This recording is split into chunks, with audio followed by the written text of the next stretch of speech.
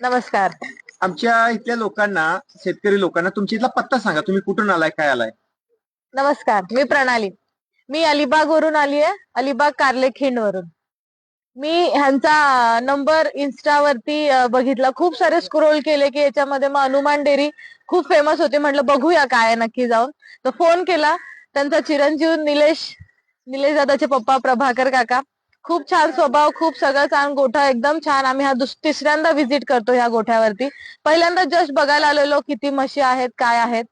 तर माझ्या नवीन बिझनेसची सुरुवात मला करायची होती ऍज अ दूध उद्योजक म्हणून. तर म्हणून हेतून सुरुवात आहे माझ्या दुधाच्या हा बिझनेस चालू करताना बिझनेसची. एक फक्त शिक्षण तुझं काय आहे ते तेवढं आता नवीन काय हे करतात मुलं मुली, त्यांच्या लक्ष देण्यासाठी फक्त तुझं शिक्षण एकदा सांग त्यामध्ये. माझं शिक्षण, मी बी फार्म झाले, एम फार्म झाले, आता मी MBA करते.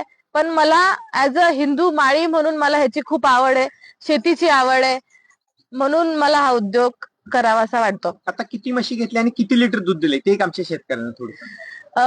मंडळी, तुम्ही इथे बघायला येणार तर इथे तुम्हाला भरपूर प्रकारच्या म्हशी मिळतील. 50 म्हशी इथे एका लॉट मध्ये येतात हरियाणावरून. आम्ही 2 दिवस इथे आलेलो आहोत. पहिल्या दिवशी आम्ही 2 म्हशी बघितल्या. त्यातल्या आम्हाला दोन्ही म्हशींचं आमच्या समोर दूध निघालं. त्याच म्हशी आम्ही सकाळी येऊन पण बघितल्या, तेवढंच दूध आहे. दुधाची क्वालिटी चांगली आहे, म्हशींची क्वालिटी चांगली आहे. तुम्ही नक्की या, व्हिजिट करा हनुमान डेअरी फार्मला. तू बाळ ह्यात समाधान आहेस का? खूप खूप समाधानी आहे मी काका. तुमचे खूप खूप आभार. तुम्ही मला आहे त्या रेटमध्ये, माझ्या रेटमध्ये तुम्ही मला म्हशी उपलब्ध करून दिल्यात.